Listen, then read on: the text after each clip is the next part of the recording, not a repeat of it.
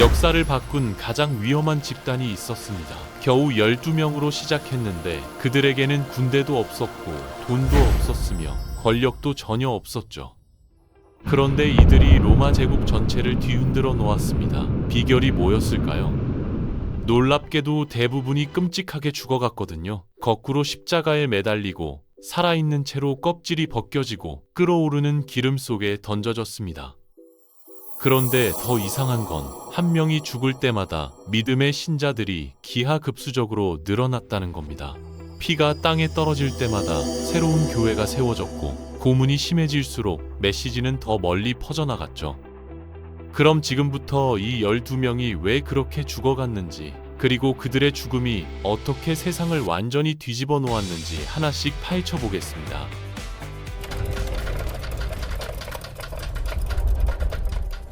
먼저 베드로 이야기부터 시작해야겠습니다. 원래 이름은 시몬이었는데 예수가 그를 베드로라고 부르며 이 반석 위에 내 교회를 세우겠다고 선언했거든요.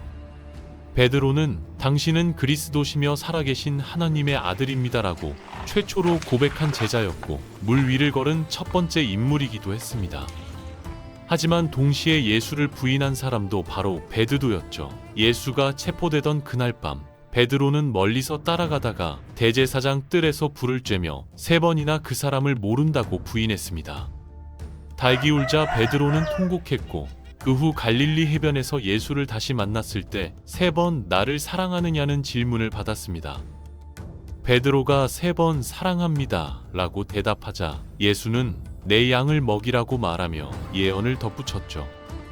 네가 늙으면 네 손을 펼 것이고 다른 사람이 너를 묶어서 네가 원하지 않는 곳으로 데려갈 것이다. 이건 단순한 회복이 아니라 죽음에 대한 예고였습니다.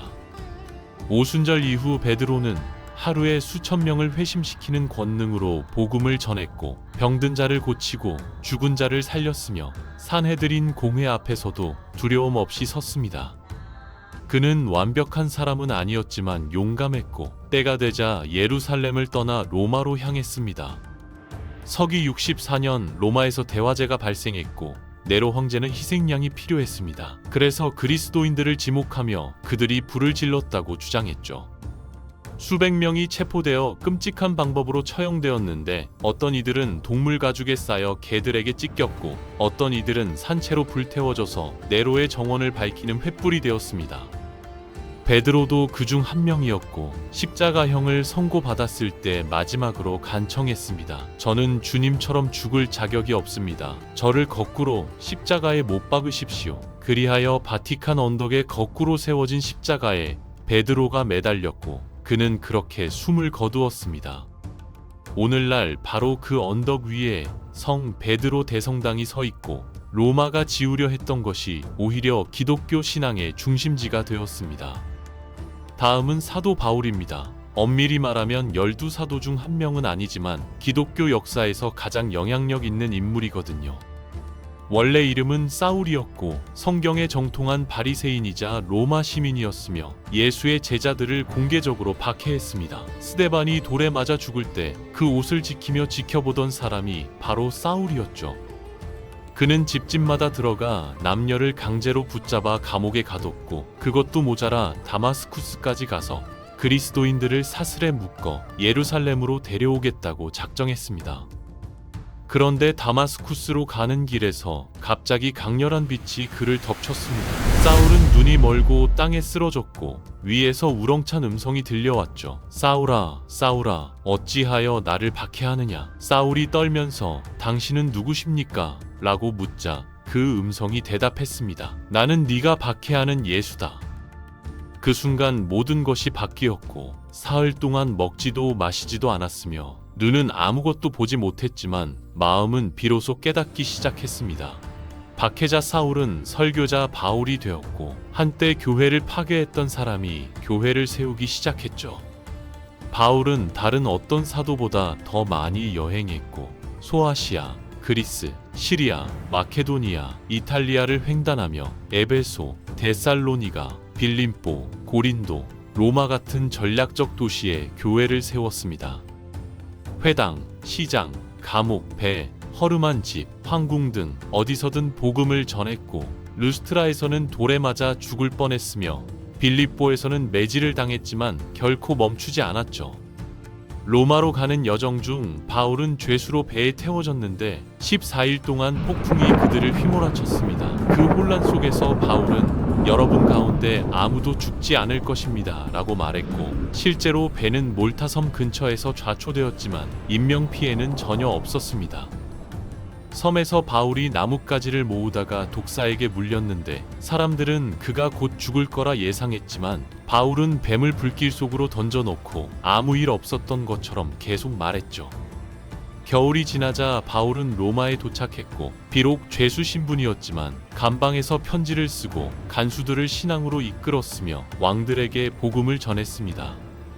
그의 편지들은 신약 성경에 살아있는 일부가 되었고, 네로의 박해가 시작되자 베드로가 먼저 십자가에 못 박혔고 이제 바울의 차례가 왔습니다. 로마 시민이었던 그는 십자가형 대신 참수형을 선고받았고, 마지막 편지에서 나는 선한 싸움을 싸웠고 경주를 마쳤으며 믿음을 지켰습니다 라고 썼습니다. 그리고 평온한 마음으로 고개를 숙였고 칼이 떨어졌습니다.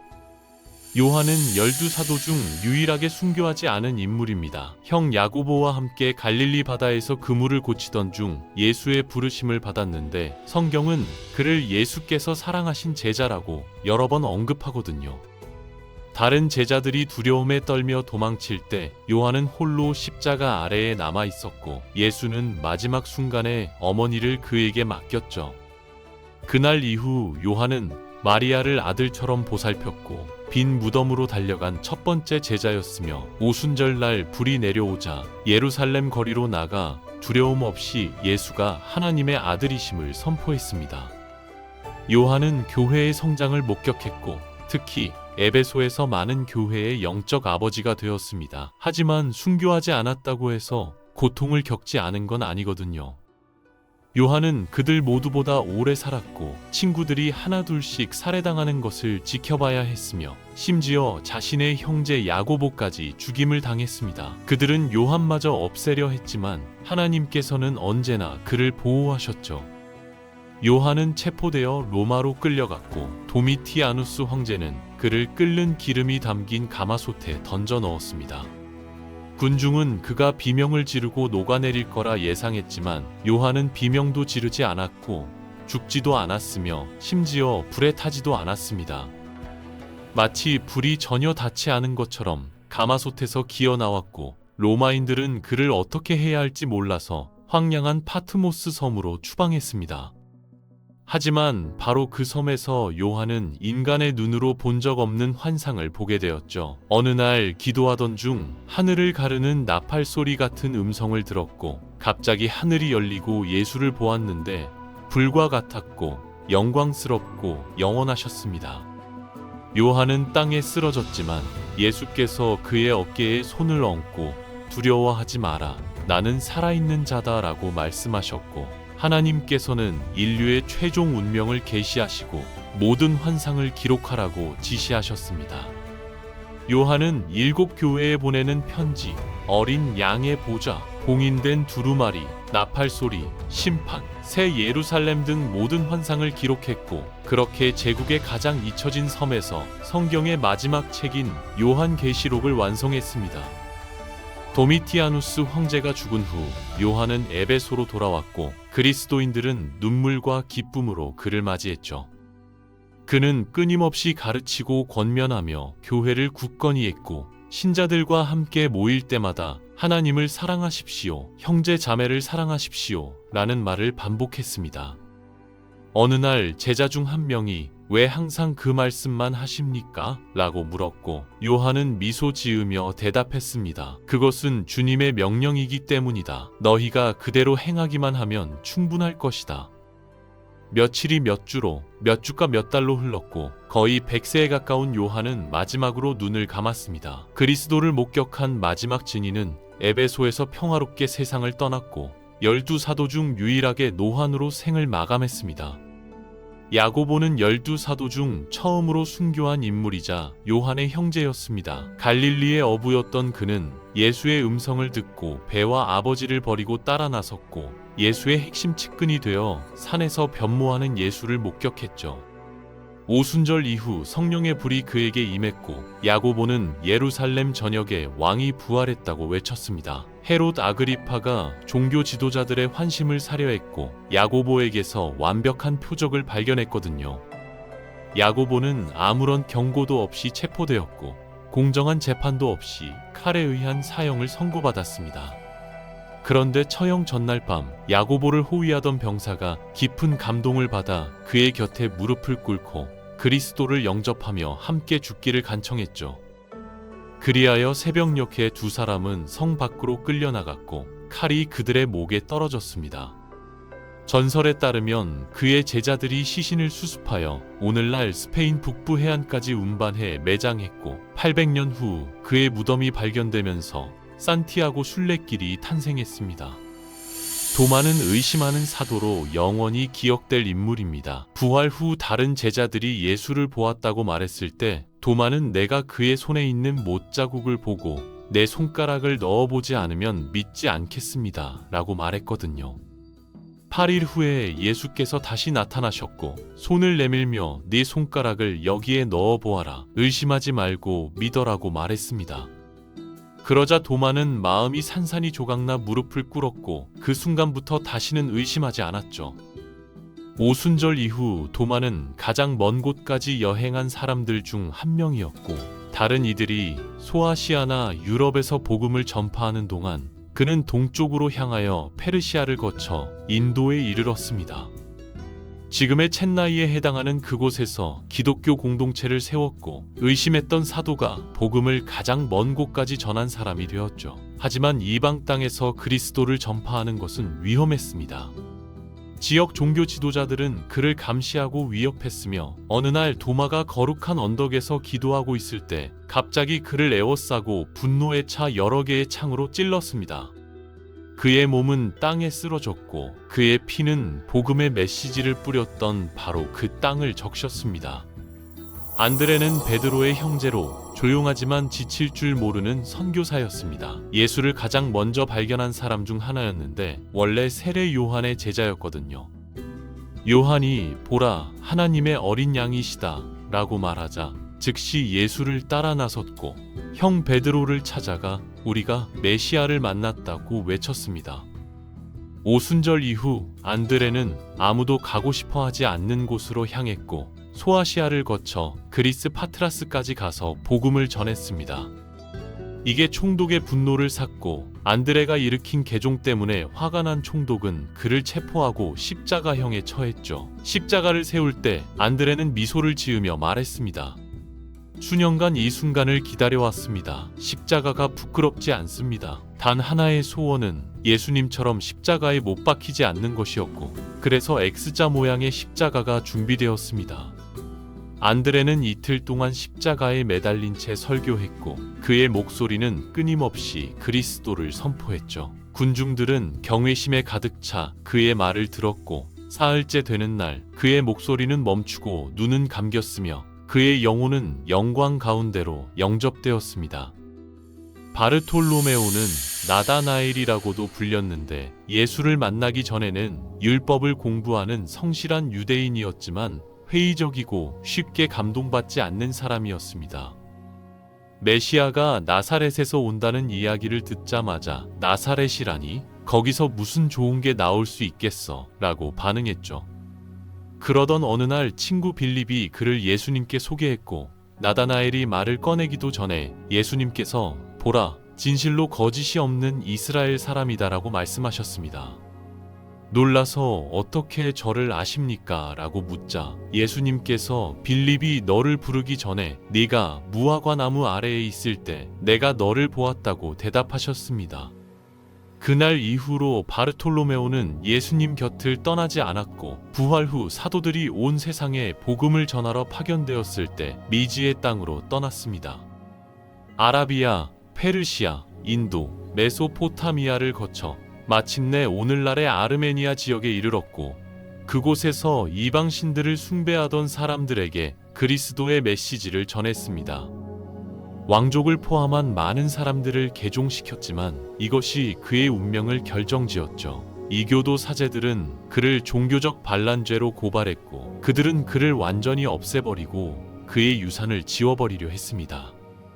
기독교 역사상 가장 잔혹한 순교 중 하나가 시작되었고 바르톨로메오는 산채로 가죽이 벗겨지는 고문을 당했으며 그 후 참수당했습니다. 마태는 원래 레위라는 이름의 세리였습니다. 로마를 위해 동족에게서 세금을 뜯어내는 배신자로 살았는데 어느 날 예수가 그의 세관 앞을 지나가며 나를 따르라고 말했고 마태는 그날로 일어나 모든 걸 버리고 따라 나섰죠. 부활 후 그는 복음서를 썼고 자신이 본 것과 들은 것을 정확하게 기록해서 예수가 예언된 메시아임을 증명했습니다.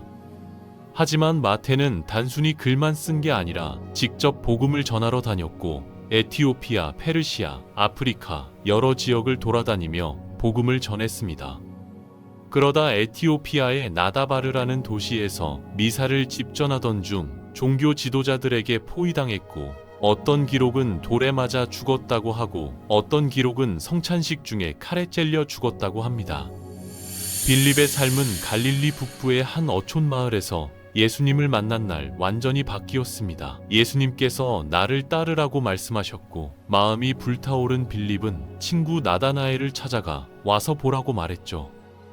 오순절 이후 성령께서는 그를 유대인들이 멸시하는 땅인 사마리아로 인도하셨고 그곳에서 복음을 전파하며 병든 자들을 고쳤습니다. 사람들은 예수님을 믿었고 온 성읍 사람들이 세례를 받았죠. 여행 중이던 빌립은 에티오피아의 고위 관리를 만나 이사야서를 설명했고 그는 나는 예수 그리스도가 하나님의 아들이심을 믿습니다 라고 고백하며 세례를 받았습니다. 이 세례는 이스라엘 밖에서 이방인이 회심한 최초의 기록된 사례였고 빌립은 거기서 멈추지 않고 북쪽과 서쪽으로 복음을 전파했습니다. 마침내 지금의 터키에 있는 히에로폴리스에 이르렀고 로마 총독의 아내를 포함하여 많은 사람들이 믿었죠. 하지만 총독이 이 사실을 알게 되자 몹시 분노했고 빌립을 체포하고 공개적으로 정죄했습니다. 어떤 이들은 그가 돌에 맞아 죽었다고 말하고 어떤 이들은 거꾸로 십자가에 못 박혔다고 말합니다. 야고보소는 알페오의 아들로 예루살렘에 남아 교회의 기둥이 되었습니다. 다른 사도들이 박해를 피해 도망칠 때 그는 남아서 사람들을 돌보고 가르쳤거든요.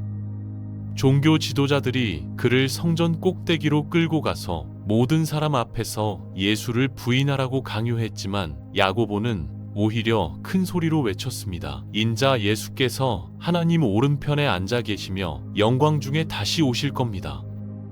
그 순간 그들은 그를 난간 아래로 밀어버렸고 땅바닥에 떨어진 야고보는 무릎을 꿇고 주님, 저들을 용서하십시오 라고 기도했습니다. 그러자 몽둥이를 든 남자가 달려들어 그의 머리를 내리쳐 목숨을 끊었고 야고보는 기도와 용서를 품은 채 세상을 떠났습니다.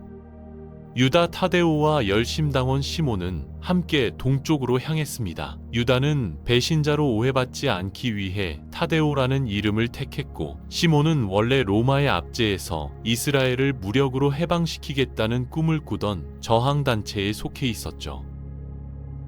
두 사람은 사마리아, 시리아, 메소포타미아를 거쳐 마침내 페르시아에 이르렀고 그곳에서 귀족들을 포함하여 많은 사람들을 개종시켰습니다.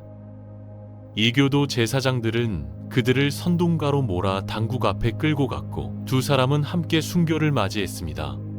유다 타데오는 쇠몽둥이로 무참히 구타당한 후 참수당했고 시몬도 같은 운명을 맞이했습니다. 마티아스는 유다를 대신하여 사도가 된 사람이었습니다. 그러나 그 역시 처음부터 예수님 곁에 있었고 주목받으려 하지 않고 조용히 예수님 곁을 걸었기에 성령의 선택을 받았죠. 그는 바로 그 겸손한 마음으로 예루살렘과 유대에서 복음을 전파하기 시작했고 수년간 그리스도의 진리를 전파했습니다. 일부 전승에 따르면 그는 예루살렘에서 돌에 맞아 죽었고 결국 참수당했다고 하며 또 다른 전승에서는 카파도키아 지역으로 복음을 전파하다가 십자가에 못 박혔다고 합니다.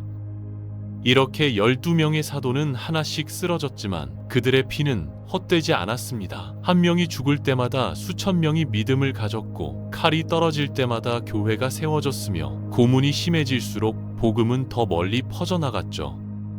로마 제국이 지우려 했던 것이 오히려 세상을 바꾸는 혁명이 되었고, 겨우 12명으로 시작된 운동이 오늘날 전 세계 수억 명의 믿음이 되었습니다. 이것이 바로 역사상 가장 성공적인 혁명입니다.